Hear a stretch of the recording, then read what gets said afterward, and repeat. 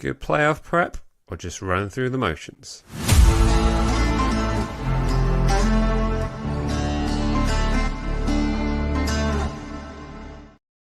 Alright, hello and welcome to the Matchday Vlogs YouTube channel. As always, please remember to smash that like button, hit subscribe, because it really does make a difference to the channel. We're here this evening to talk about our upcoming fixture away at Ellen Road. The fixture was supposed to be us enjoying the sunshine and celebrating our automatic promotion is not to be, but we still have to go there. We'll also be having a look back at the result or lack of result against Stoke City at the weekend, our 1-0 loss. Talking a bit about that rather empty lap of appreciation. And do you know what? We're going to have a chat a little bit about the video I put out last night in regards to VAR, so it'd be good to keep the conversation going that way. You will notice I'm here in the studio by myself after nearly pulling my headphones out. And sadly, Jack is unwell. So Jack, we're all sending our best wishes to you. Apparently he had a dodgy burrito, which sounds like something out of a Will Ferrell film. But certainly we wish you all the best, Jack. So get well soon, fella. But at the very last minute, we've had a super sub jump in. So please, warm round of applause. We've got Mr. Football Martin joining us. How are we doing? You okay? Thank you for having me on. I hope Jack feels better as well, Jack. So if you're tuning in, mate, I hope you recover quickly and you're feeling good for the weekend. Yeah, no, he's rested. I told him to rest up for the playoffs because I think I've got a feeling that all of us creators are going to be right at it throughout all these playoffs that we're hoping will be 3 fixtures, but we shall see. Let us know where you're watching the show from, and nothing too specific, that'd be a bit weird. But let us know in the comment section what are your general feelings on the season in the league, and then let us know if you think it's been a success or general stuff like that. Right, should we jump straight into it? Should we have a quick look back at that Stoke game? Because it kind of felt a bit like we were, how should I put it, not at it, were we? It was just kind of a bit dormant, really, wasn't it? I was really surprised, actually. I thought we'd get a bit of a response, certainly after the result at Leicester in the week and how humiliating that was, and he said that he would get a response out of the players, and they just were so lacklustre in the game. I knew Stoke would be up for it because obviously they had something to play for. They were fighting for their lives in the Championship, and to be fair, I thought they were worthy of the win. They should for me they should have won by more. If they'd had a clinical striker and clinical players in the final third, I think that would have caused us all sorts of problems, but we were way too easy to play against. A few players given an opportunity to stake a claim in the playoffs, but I don't think anybody took an opportunity. We just didn't create anywhere near enough. But there's a lot of fans, and we have to come back to it. We all pay good money to go to football, and it's really disappointing when your team show a lack of desire and effort, which I thought we did. Yeah, I think you're right in terms of like that first half performance. It kind of felt, I mean, I said to Jack at half time, it kind of felt like it should have been 3-0 Stoke. It was that kind of nothing. And what was really worrying for me is that no one really showed a reaction. I mean, the Tuesday night, I mean, after it went 2-0, it was kind of like felt that they gave up, and we were all kind of there at St Mary's expecting some form of reaction, but it was just so super flat, which probably led to the rather lacklustre lap of appreciation with the Saints fans doing their usual lap of honour, which is something they regularly do, but not many people stay behind, and after seeing what we saw, I can kind of understand why. So it was kind of tricky, but on the flip side of that, it kind of felt like a little bit sad. I mean, I stayed. I think you stayed behind as well, didn't you? Yeah. I stayed, yeah. After the season we've had, I mean, we've had a record run of being undefeated, and the sort of football that we have seen, it just felt a little bit disappointing, really. And I was there, and I felt bad for the players on the pitch, despite what we've seen in the game. But it was kind of a tough watch, really. But I mean, out of what you saw against the Stoke game, I mean, any players that gave you a glimmering hope that they're going to start to perform in the playoffs? Not really. I was really surprised at the lap appreciation at the end of the game. I stayed. I just think everybody's kind of looking at the two away games, the game at Cardiff and the game at Leicester, and it almost feels like they've judged the whole season. Russell said it on those two results, and it flattened everybody. I think the minute that goal went in against Cardiff in stoppage time, I think it caused so much damage. I think it flattened everybody, the fans, the manager, the staff, the players, everybody. And I felt sad because we've had some really good moments at home this season. There's been some brilliant performances at home.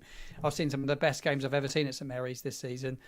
And I wanted to show my appreciation to players because we still, like everyone keeps saying, we're 3 games away from the end goal and we could still get promotion to the Premier League. So I think we all need to stick together, at least right now. But the one player that really surprised me, didn't have a good game the weekend, you talk about players, was Harwood Bellis. Him and Russell Martin, they had a proper pop at each other for a period of time during that game. And, okay. Because he's got subbed at half-time, didn't he? He warmed up Ben Urek long before half-time as well. It must have been a good 10, 15 minutes before. I saw him call him out and he was getting really... The minute we conceded, he was furious with Harwood Bellis. And I thought he was going to make the substitution earlier than he did. And I expected it at half-time. And he came out afterwards and said it was his worst performance for us. But... he was the one player that surprised me because he's been faultless this season. Yeah, it's kind of a see. What we'll do also, we'll do our team of the season. We normally do like a predicted team for the Leeds game, but I don't really see any point in doing that. It kind of feels like we ought to be talking about other things. But yeah, I mean, looking ahead to that Leeds game, I mean, as it stands at the moment, Leicester are promoted. Champions. Congratulations to any Leicester fans watching out there. Ipswich are looking like they're going to do it, although Huddersfield could do the unthinkable and break the hearts of many neutral fans out there. But how do you see Saturday going? The game worries me slightly. I don't want us to go there and get heavily beaten. I think that's the one thing we have to avoid. They go full strength because they have to, because they're still, though you think they probably won't do it now. But if they started a weakened side and for whatever happened at Portman Road, Huddersfield took an early lead or went 2-0 up, which is very unlikely, but it could happen. Yeah, it's football. They will start their strongest side. They have to. I think both teams probably need to. I think it's really hard to turn form on and off, I think. And I think we have to find a little bit of form. We need a performance. Because it's going to be a little bit of a break to the playoff game. So I just think he needs to. He doesn't want to pick any injuries up, obviously, but on the other hand, you don't want to go in with a sort of getting really hammered against Leeds because they're dangerous, aren't they? We know what a good side they are. We beat them at St Mary's, but I've seen them when they were in form this season, and they've got brilliant wide men and. They can cause sides so many problems. I certainly out wide, and I felt that was a worry at Leicester. The 2 wide men would cause us problems, which they did. And I feel the same could happen against Leeds if we're not careful. We need to be more professional than we've been in the last 3 games, that's for sure. Yeah. Plenty in the chat thinking that we'll get absolutely destroyed by Leeds. We won't if we put effort and endeavour in. We won't get destroyed, but we have to put effort and endeavour in. It's one thing we've lacked. In my opinion, the last couple of weeks. You watch Ipswich. I watched Ipswich last night with fine detail, and I love the way they work for each other. They run for each other. They back each other up. They press. They do everything you want to see of your team. Certainly at this stage of the season, I was so impressed with how they got that over the line last night. And what was a tough game against Coventry. We need to do that. Yeah. I mean, you look at Ipswich and everyone talks about Ipswich being super lucky, lucky Ipswich. But at the end of the day, they've lost 6 games all season and we've lost 11. And when you look at some of the opposition they have, I mean, okay, they went to the CBS Arena against a Coventry side that were kind of, flattened after their FA Cup success, I'm going to call it, and didn't really have anything to play for. But none of the other sides have been able to go to the CBS and get anything more than a point. I mean, Leicester lost, Leeds lost, we drew in a game that we weren't at it at all, and we're probably lucky to get a point. So they've done it in quite an emphatic way, really, and to do it with. I mean, I caught you on the live earlier talking about parachute payments. I mean, to get back-to-back promotions, yes, okay, they're using a lot of loan players, but it's quite a fairy tale story, really, isn't it? Yeah.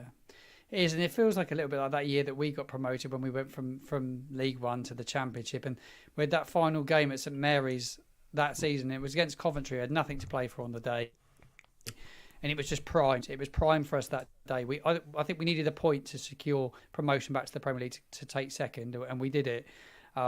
We beat them well on the day, but I'd see they do it now. I think the managers showed some real quality and class. I watched him last night. He didn't get carried away. He's not too animated. He just keeps feet firmly on the ground. He's probably inside wanting to burst, you would imagine. But I'm so impressed with what they've done. I'm so impressed with what they've done. It's brilliant, great story.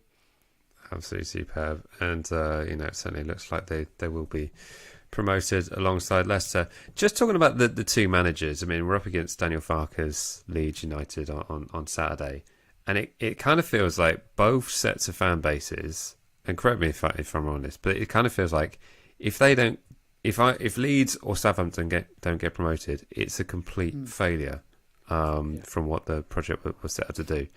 Is looking at both managers, I mean, if one wasn't to get promoted, I mean, would you say it was more of a failure on Russell Martin's side or Daniel Farke's side? It's a really good question. I think both of them have got incredibly good squads of players. We finished third in the division comfortably, got battered last season in the Premier League. So you would say we would have all taken playoffs at the start of the season. I think if anyone said, well, you'll get playoffs, we would have probably taken it. Leeds, with the squad they had, I think that they had more than enough. They should have been a top side, really. They should have been right in there. They probably lack the leaders that Leicester. I think the difference between all of us, all three of us have tried to play a similar style of football. The Ipswich go a little bit more direct. I think the difference with Leicester is the senior heads they've got. You know, those players that have been there, seen it and done it. They can look after the young players, then get them through it. I think Leeds and Southampton have really lacked those leaders. We've got Jack Stevens. He's not played a lot though. No. Flynn Downs, when he's been fit, has been brilliant. But again, his season's been broken because he's been injured. I just think that is the real difference. It's all well and good playing. I always wonder what's the club's ambition. They want to play an attractive, sexy football. I get it. But is the end goal to get back to the Premier League? Because surely that's the end goal.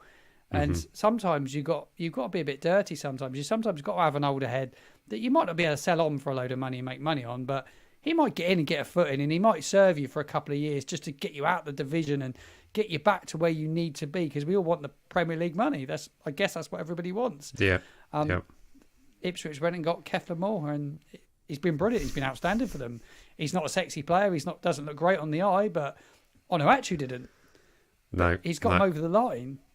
Yeah, exactly that. It's kind of, you're absolutely right in the sense it does feel like, just get to the Premier League, then we'll figure it out. Because, no one realistically sees, I mean, it might be quite unfair of me, but I don't really realistically see Daniel Farke being a Premier League manager for Leeds United.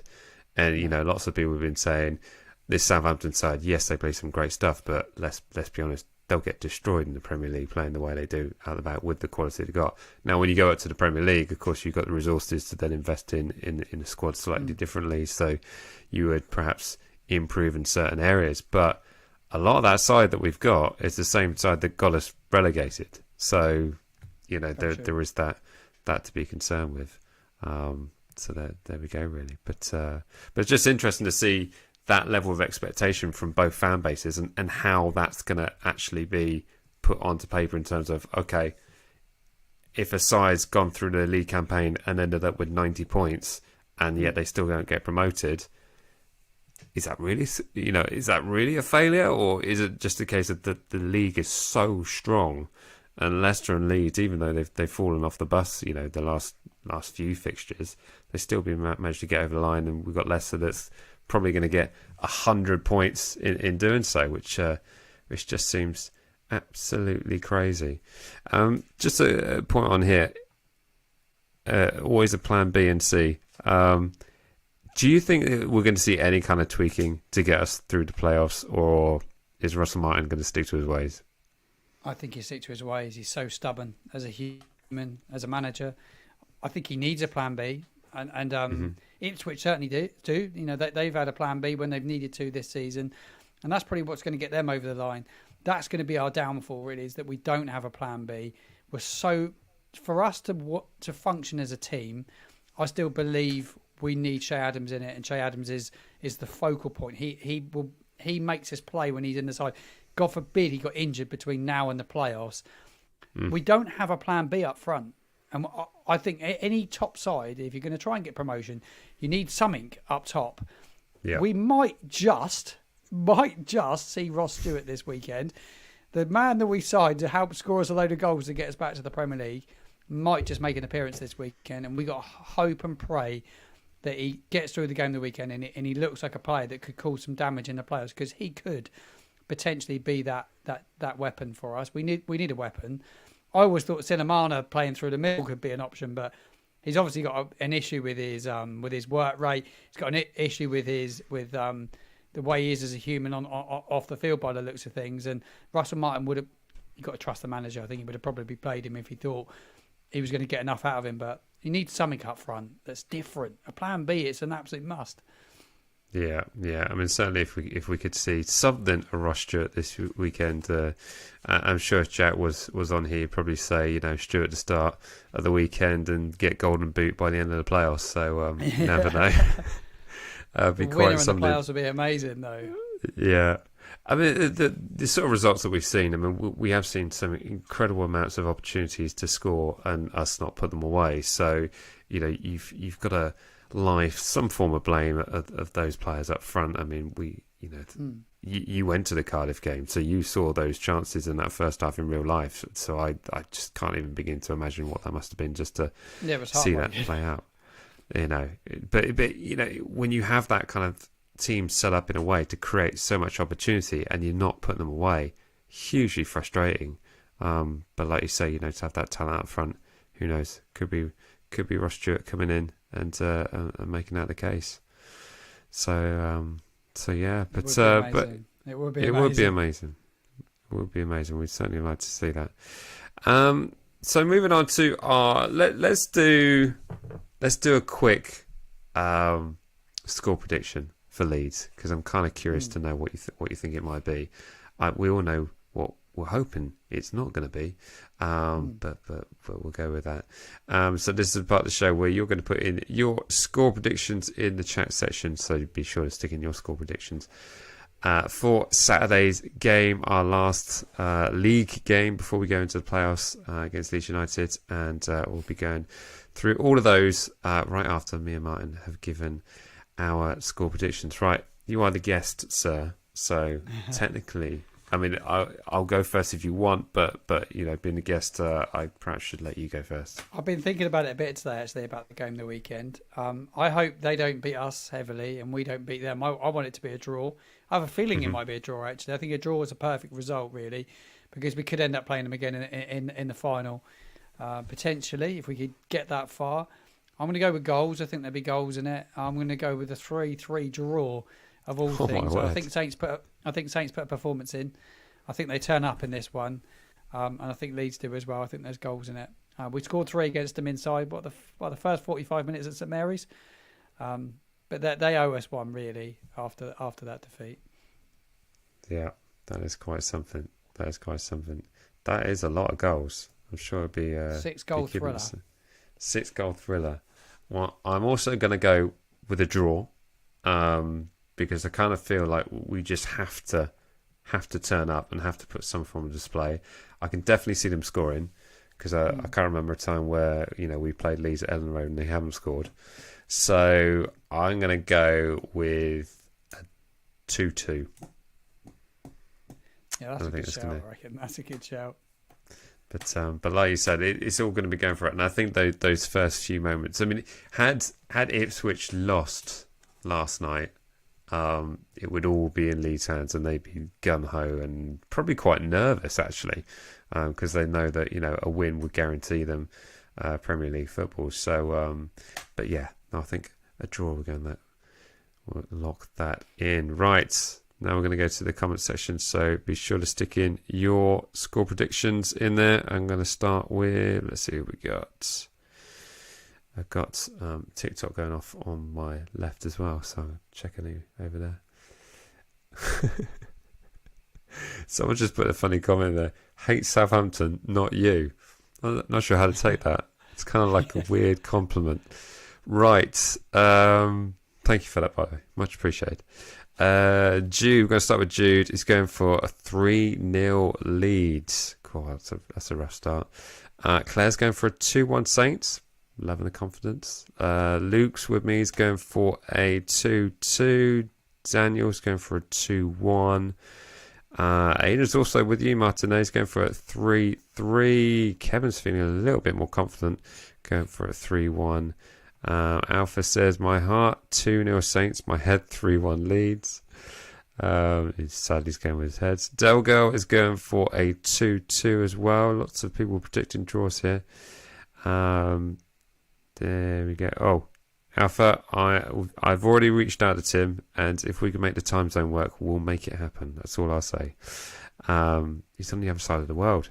Right, I've lost my track here. Lee is going for a 2-1 Leeds. Miles is right on point, on brand with the channel. 8-0 Saints, wouldn't you absolutely love it? Dobby is going for a 4-0 Saints. And Miles following it up with but then we lose them in playoffs. Well, that would be absolutely terrible, wouldn't it? I'd certainly like to see us score goals, because the fact that we haven't seen that many recently. It'd be good to go into the playoffs with some form of momentum and some form of form, really. So yeah. But thank you so much for all those score predictions. If you're watching this on replay, be sure to stick in your score predictions in the comment section and keep the conversation going that way. Right. Should we go for our ultimate team of the season? And what this basically means is this is a team we want to see playing in the playoffs, ultimately. This is our strongest 11. So I'm going to bring in this, push some buttons here. There we go. And we don't play that formation, so I'm going to change that right off the bat. Let's move into something relatively. Actually, we play more than 4-3-3 now, don't we? Move that around. There we go. It's really tough when you start thinking about it, actually. It's really tough. It is. Now, I just immediately spotted an error here, because we want to say our ultimate team, but we can't put Baz in there. So, who do you want? A lot of chatter have been about the fact that Lumley's been available, but Russell Martin's gone with Alex McCarthy. Who do you want to see in the playoffs? Alex McCarthy, without any question. For me, he's been there, seen it and done it. He's an experienced goalkeeper. He's played at the highest level. I thought he played really well at the weekend, actually. I thought he made a couple of good saves, and without him, it could have been different. But I just think he could... He's not a leader, though he's been around the game for a long time. I get why Russell's picked him. I know it's really harsh on Joe, but the state where we're at in the season, I think he's the safe pair of hands for me. Cool. Liking that. And I'm going to put in the obvious ones. So, also, probably going to want Kyle Walker-Peters in the right-back position. Absolutely, yeah. Walker-Peters, for me, when he plays at right-back, he's at his best. I don't like him at left-back so much. I think it stifles his game slightly. I think it depends who's in front of him, doesn't it? Like, if you've got a player that's sort of adaptive and a bit more progressive, but when he's played on the left, I can't remember who was playing in front of him before. Was it a Dozy? No, it wasn't a Dozy, because was it a Dozy he was on the left? A Dozy's played in front of him, yeah. Yeah, and there was just a bit of a mixed match on that one, but there we go. Where are we going here? Harwood Bellis? Absolutely. Okay. Get super lazy with the spellings. Yeah, definitely. He's pivotal. He's such an important player for us. We've been really lucky to have him. He's a Rolls Royce defender, as they say. Yeah, absolutely. And I think your next two are really difficult. The left back and the right and the centre back is really difficult. I think it's really hard because we know what we might do, but will Russell do it? That's the big question. Yeah. I think he tries to accommodate Jack Stevens in the side. I personally feel now after that hammering at Leicester, but the only place you can kind of play him is at left back and have him playing in that inverted fullback. Does that work though? I don't know. No. It's really It difficult. does sound quite terrifying. I mean, if we get West Brom in the playoffs, He'd do that. which weirdly I quite would like. I think I prefer Me prefer too. that, because I don't want to go to Norwich, and we've not been able to beat Norwich. So, yeah. I mean, and the left back position. I mean, what are we going to go with? Should we go with Bednarek here? Yeah, I don't think you can't not play Bednarek because he's been so good this season. Tricky though, isn't it? Are we going to go to Manning? I like a left back at left back personally. He Same. becomes a scapegoat quite a lot. Does Ryan Manning, but I do like him. I think it will be him or Jack Stevens, depending on the opposition. Yeah. Agreed. All right. Okay. Right. Looking That's in the this best centre midfield back role. pairing for sure, definitely. Yeah. I'd certainly agree with that, and it looks pretty strong. I mean, we would have been, perhaps failing at a different sort of left back that wouldn't be out of place in the Premier League, really. So looking at number 6, got to be Mr. Flynn Downs, isn't it? Absolutely, Flynn Downs. He is so important. He didn't look fit when he came on the weekend. I just hope he can get through Leeds and we can keep him fit for the playoffs because he's so important to us. I don't quite think we've got a replacement for him if he's injured. He's brilliant. I love him. What a player he's been for us this season. I'll be sad to see him go if he does go back. Yeah, it would be quite devastating. And they've got James Ward-Prowse anyway, so they don't need him now. It's fine. Yeah, exactly. They don't need him. So what about the either side of midfield and the sort of the more holding roles? I think it picks itself for me now. Personally, I think it picks itself. Stuart Armstrong, if he fits in there all day long for me, because I think he was brilliant. But I think it will be a Rebo and Smallbone. I don't see beyond that now. I think that will be, if you're looking at his best 11, there'd be his best 11. I thought Will Smallbone was probably one of the few players, actually, you asked me at the top of the show about players to come out with any credit the weekend. I thought Will did all right, to be fair. Yeah. I think in big games, he comes alive in big games, Smallbone. It'd be really important. Mm-hmm. He doesn't give the ball away. That's what I like about Will. Yeah, and also he's been quite creative. I mean, we saw a few sort of spins and a few little sort of back heels to lay on attacking players, and I think it's a lot about confidence, really. I mean, a lot with this side. We've seen Will Smallbone improve over this season. We've seen Joe Rebo improve massively over the course of the season. So that's been really good to see. Going on the right side of attack, is this Armour? Armour, definitely, yeah. I think Armour's is an absolute must-starter. We've got to give a shout-out to Joe Rebo. He has been brilliant this season. My most improved player from last year, actually. I think he's been... He looked tired at Leicester and let himself down a little bit at Leicester, but other than that, he's been faultless, really, this season. Yeah. No, certainly has looked pretty good, and quite a physical force in midfield, which is, when we played those sort of physical sides. I think the big games, he knows how to play in big games because he's played in European finals. I think he come alive in these big games, in these playoffs. I think he'd be a key man. Mm-hmm. All right, so it's a big one up front.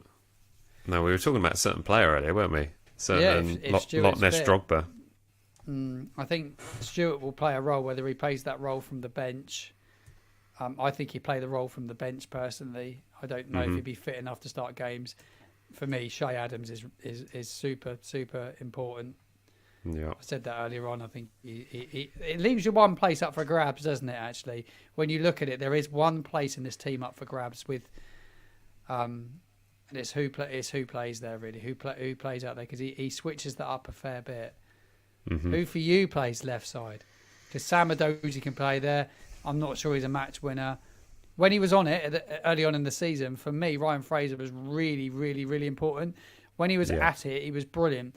But he looks like a player he looks like he's lost all this form at the wrong time. And I felt gutted for him the weekend because he got that opportunity and the team were poor and it didn't help him. But when he gets the ball in behind early, he's brilliant. Silamana definitely won't get that spot because Martin doesn't rate him, and he's not done anything to deserve it anyway.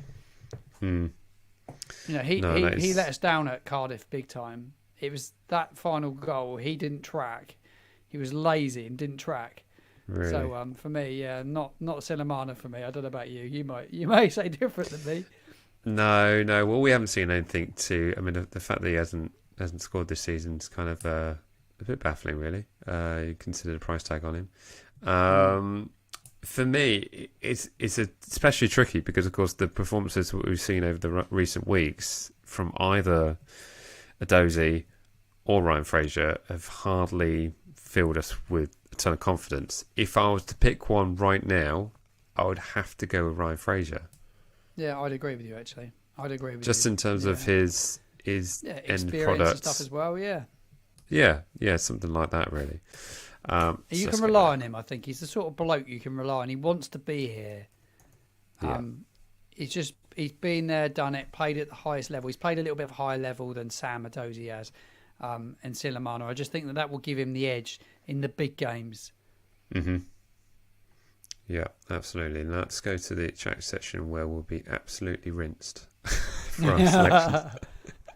Let's see what everyone else is going for. See. Especially on the goalkeeping situation. I think they're all at Lumley, I would imagine. Right, saying free Silamana. Yeah, that's quite something. Chloe's manager. I'm sure one day it's going to happen. Message from Chris. Even chance. Oh, thank you very much, Chris. Oh, it's an absolute pleasure to have Chloe involved in the chat and all the channels and stuff like that. So absolutely welcome. She's a legend, Chloe. Absolutely. She's your camera woman. She loves the club. Yeah, she helps me with the camera every week, and she's always there. She's there waiting for me at every game, and you can't make content without good people around you, can you? So it's true. You need good people around you. Very true.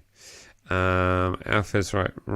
Macca, Cole Peters, Stevens, Yanni B, Bree, Downs. A little bit different to ours. He's gone with Stevens and Bree. Smallbone, Rebo. Yeah, it's the same. Fraser, Dharma, and Adams. Yep. Pretty easy up top, really, isn't it?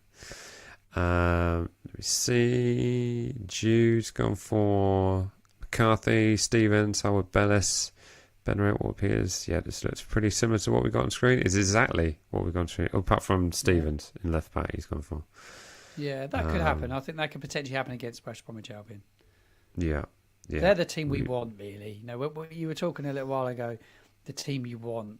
I think we'd be better playing West Brom. I think I was listening to Adam Blackmore speak yesterday, and he was very much saying that he felt that they'd be a little bit more predictable to play against. They don't have as many sort of killer players like Norwich will do, because Norwich got loads of pace, power, and they're so good at home. Norwich, they don't lose home games. They've not lost there since last year, I don't think. Really? Oh, yeah, they've not lost a home game since the turn of the year. Norwich. I was kind of hoping that there would be if Ipswich weren't to do it, and there would be like an Ipswich Norwich playoff semi-final. I think that would be brilliant. Kind of quite amazing to watch, because I could see Norwich doing them over on both legs, because I think did they win one and draw the other? They did, yeah. I don't think Ipswich beat them this season. The game at Portman Carrow Road, and Norwich beat them, didn't they?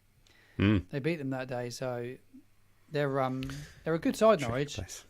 We're a good side. Russell Martin's ex-club as well. It's kind of written in the stars that we play against them, isn't it? You can just see it. Russell goes back to his old club again. We did it. We've not beaten them this season yet. We've drawn with them twice. 8 goals in the first game at St Mary's. Oh, I just knew what sort of season we were in for after that game. I'm not sure I could handle that. That'd be a bit much. Adrian's saying Stevens is a nightmare at left back, more so as the game goes on. I mean, he did all right against West Brom, so we shall see. I certainly hope Ipswich he did as well. At Ipswich away a few weeks ago, I thought he done all right. To be fair, he played really well. We just got let down by other players. It wasn't necessarily his fault that we got beaten at Ipswich. We were really good for 75 minutes. Yeah. And it kind of felt, and what the Ipswich fans that I spoke to said that we were the best team to go to Portman Road this season. Yeah. So equally gutting to lose, even still. Oh well. So gutting to lose. So gutting. Indeed. Indeed. So there it is. That is our team of the season. If you've got any thoughts on that and you're watching on replay, stick them in the comment section. Always good to keep the conversation going. And I'm sure we'll see some form of that side in the games to come. For you, Mike, when you look at the team, who's the men that you fear getting injured the most? Flynn. I was thinking about this today. Who do I fear? Let's put it up again. Who do I fear getting injured the most? Flynn really worries me. Adam Armstrong. Yeah. And even though he hasn't really performed that well recently, Carl Walker-Peters. Yeah, I think Walker-Peters is vital in the big games. And though we have Stewart come back, so if we did lose Adams, we'd have Stewart up our sleeve. But yeah, Carl Walker-Peters, he's going to be so important. I think just like those players that played in the Premier League that know how to play in big games will be so important in these playoffs. So important. Yeah, massively so. So there we go. That's our thoughts on that. Right, let's move on to a couple of other subjects. Something which we've seen being slowly installed is our safe standing, which appears like so. If you were in the northern stand at the game at the weekend, you would have experienced these safe standing bars, as I can call them, firsthand. So let us know what you thought about them. Did they get in the way? Was it that much of a difference standing with a bar in front of you? Did you stand on top of it? We obviously didn't stand on top of it when we scored at the weekend, because we didn't score at the weekend, but I did see quite a few Stoke fans standing on top of these. I've heard a few people say it's going to be absolutely magic, just so long as they're painted red. Absolutely, yes. Paint them red. I can't believe they're not red. When I saw them, I thought, oh no! But then if you look at the railings around the ground, they're all the same, aren't they? Yeah. So it does worry me. They might stay as they are.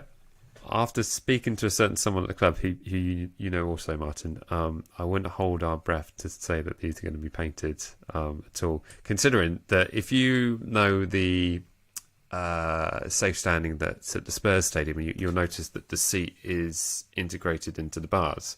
Each of those seats costs £130. So if you weigh that up, I think the bar itself is probably maybe 25% of what those individual seats cost. So it's way cheaper, and I think it's probably saved the club maybe 35 million in not having those in that northern stand, because of course they're doing the whole of the stand there. So it's a massive cost saver. It's great it's being put in, but ultimately you're not going to see them when the stadium's full anyway. No. So it's going to be a little thing, but I think it's generally going to look good, isn't it? Yeah, I think it would be the atmosphere it could create if everyone backs it. I think, and the amount of people I've spoken to that are getting season tickets there, it's brilliant. There's so many people that want to go there, that want to be a part of it, and the atmosphere that it could create will be amazing. We've needed something like this for a long, long time. I'm excited by it. I'm intrigued to see how the away fans works down the other end of the stadium, closer to the family enclosure. I take kids a bit, so I wonder how that'll be. But this has potential to be a game changer for us, because we said before, when you did your show and we were talking when the plans were initially announced, that we were saying the amount of times that away teams have been roared on by their fans behind that goal when they're attacking the goal. So at last, I think where the away fans are in the corner, I think it's much better. I think all in all, it can make St Mary's magical. But I'm excited about the fan parks next year. I think the actual experience, we spoke about it the other day when I spoke to you, the experience of going to the ground is so much better than it used to be. I go earlier now, and there's the fan parks, there's someone to go for a drink, the food options are better. I think the one thing you would say about Sport Republic, they're making a really good job of the fan experience. It's massively improved, and it's going to get better next season as well. Yeah, absolutely. I think it's ultimately going to be a whole new experience. I mean, to have the fan zone section outside, round the back of the Northern, to have that whole section opened up for us is going to be quite good as well, because of course, we're staying put where we are, so we'll be able to experience the wall to our right there. But just to actually sort of get involved and sort of at half time go down for a pint and a chat and stuff like that, it's gonna be It's going to be quite I think something, it'll be really really. good. And I can only testify to how loud those away fans can be. That kind of acoustic chamber. And I think the Yeah. loudest I've witnessed there, I think, was maybe Aston Villa a couple of seasons ago. There was just a moment where my ears distorted. It was that loud from that corner. But it will be a new experience to have them over in the corner section. The only caveat I've got is in terms of what the vocal section of our fan base does. And I have seen people say, "Well, I'm going to move next to the away fans. I just like the banter, the back and forth." The way the club have pitched it, in sense of having a cheaper entry, in terms of like an early adoption to the scheme, I think it's attracted a few more just to go, I'll give it a go for a season. I'll give it a season and then I'll see. So I think they've done that the right way, haven't they? Yeah, I think so. I think the pricing's decent on it as well, and they're prepared to keep the pricing even if we get promoted as well. So I think it's decent to do an early bird deal that they've done is a really good initiative, and it just gets people involved that might not have wanted. Yeah, just might not have gone there otherwise. I think I think they've done well with it, to be fair. Yeah, I've heard also. I mean, the amount of content we put out on it. There's been a few people sort of saying, "I'm not happy at all. I've been moved out of my favourite seat because out, I'm sort of being moved around the ground, and how dare they do that?" And it's really difficult to try. You're never going to keep everyone happy. But my only other caveat is the fact that you've got the family section being put into the closest corner to the away fans. Yeah, that worries me a little bit. Yeah, which a lot of clubs do that. I mean, I think Chelsea's probably the worst because they put their family section literally next to the away fans, which I always think is quite amazing. Well, unbelievable rather. So that will be something. But the road that goes out through the industrial estate will be a great exit path for the away fans. So I'm sure that will work itself out. Especially if we end up with the South Coast Derby next year, they'll be able to pin them in nicely there, won't they? Yes, that leads me perfectly onto that. I mean, if heaven forbid that we're not promoted this season, we do have the contest of not only our derby, but there'll be plenty of other derbies going on in the Championship next season. But yeah, there is that, and something that we would always see, like a heightened police presence and no gathering zones and bubble buses and all that kind of stuff, which ultimately gets put into place. But we shall see. But ultimately, it's for the greater good. But I can totally see plenty of fans celebrating stood on top of these. So I can see safe standing becoming very unsafe very quickly. Quite low, don't they? I don't know if it's just the image, but they look quite low. Somebody said they weren't very tall. Like at Tottenham, they're quite tall, aren't they? They look quite low. Yeah. So I mean, I've not stood next to them. You can't really lean on them, but like you would do at some games. But yeah. That's a great segue into something I was going to mention, actually, because I had the great pleasure of meeting your father at one game, and he mentioned that our first games, both me and Martin, our first games was the same game as Southampton. Is that, by the way? A Southampton Everton fixture back in 19 something or another. 80. It must have been like 80, late 80s, I reckon. Yeah, absolutely wild. I think Chris Nichol was the manager, wasn't he? Chris Nichol was the manager. God bless him. Yeah. So, but thinking back to the safe standing back then, well, it wasn't safe. It was just standing, and those bars that the ones that if you don't know them, if you walk to St Mary's down that tunnel, you'll see the pictures of the Dell. You'll see like every so often there's just like a mini goalpost, and I remember being a kid having on my head on top of it, and just seeing over the top of it. So there we go. Bit of facts trivia. I hope you don't mind me sharing that, Martin. Road, wasn't it? It was brilliant. It was brilliant. That Milton Road, there was something special about going there. It was brilliant. And the noise and the movement that you effectively moved around by everyone around you when you scored a goal is kind of unbelievable that was ever deemed safe. But perhaps they never really looked that deep into it. But we are very excited for the new concourse. It's all going to look very, very flash, and we're certainly all very much looking forward to it.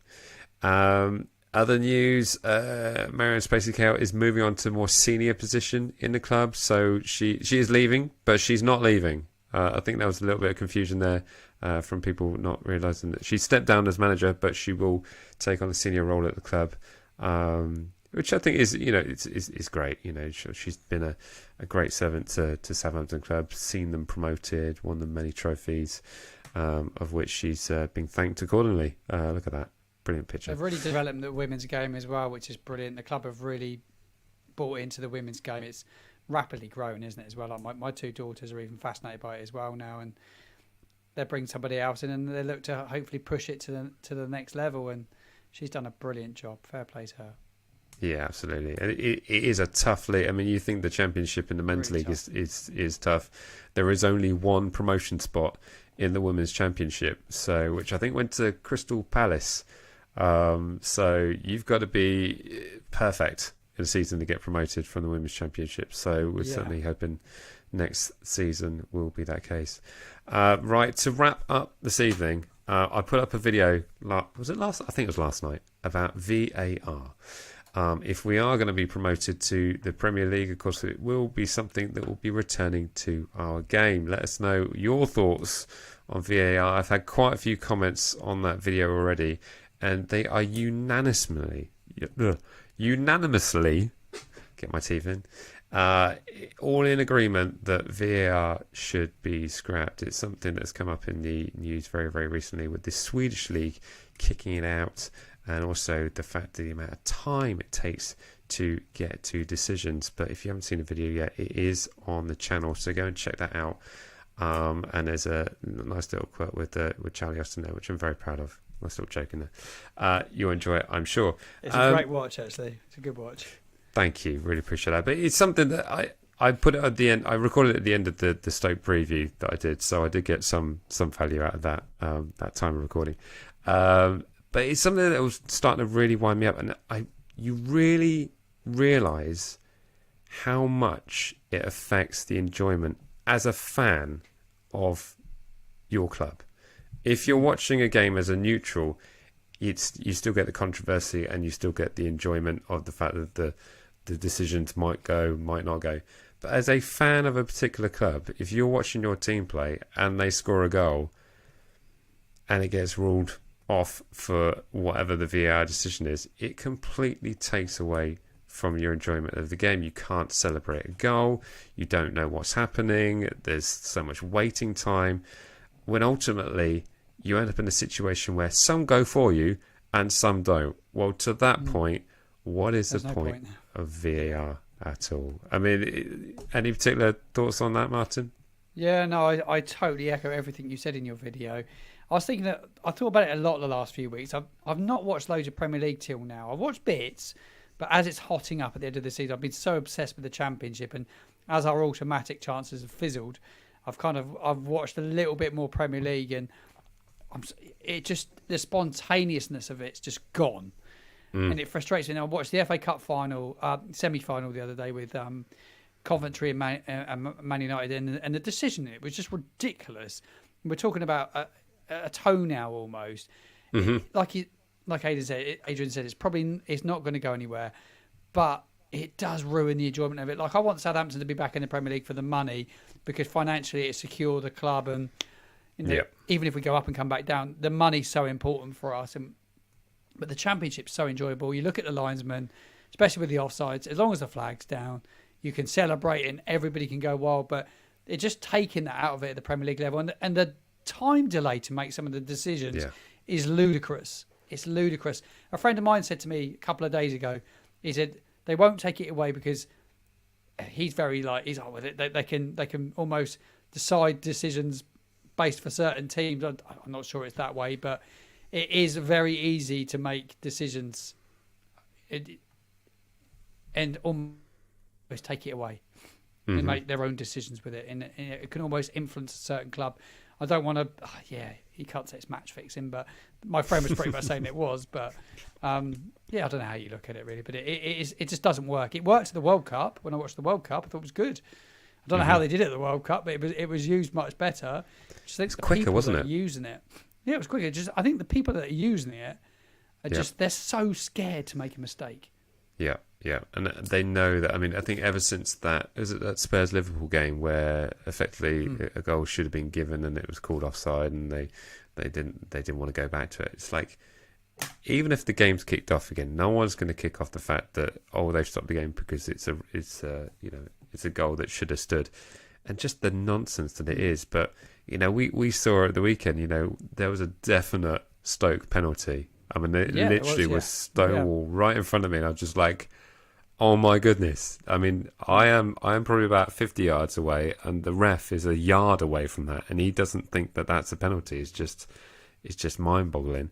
And then literally minutes later, we see another decision that should have gone our way, and it didn't. And it didn't happen. And both me and Jack were sat there going, "Well, there you go. It's evened out in the course of a single game." But I can't see any real benefit of keeping VAR until the technology is at a level where effectively it's instant. It's vibration on the wristwatch of the referee that he can say, "Oh yeah, that's offside." Start the game again. But that whole thing of being a fan at a game, if you've got VAR involved, it's just. I've not missed it this season. I don't know about you. I've just not missed it at all. I've really. That's the one thing about the Championship. It is you talk about the pluses. It's definitely one of the pluses of being in the Championship. We've not been subject to it this year. Yeah. But we all want to be in the Premier League for so many reasons: for the money, for the exposure that it gives the football club.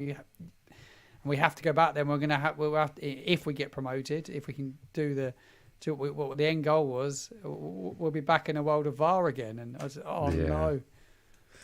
It is one to consider. I mean, the irony isn't lost to me, because I do know that one of my greatest games that I've ever been to and experienced was that win at Spurs that was 3-2.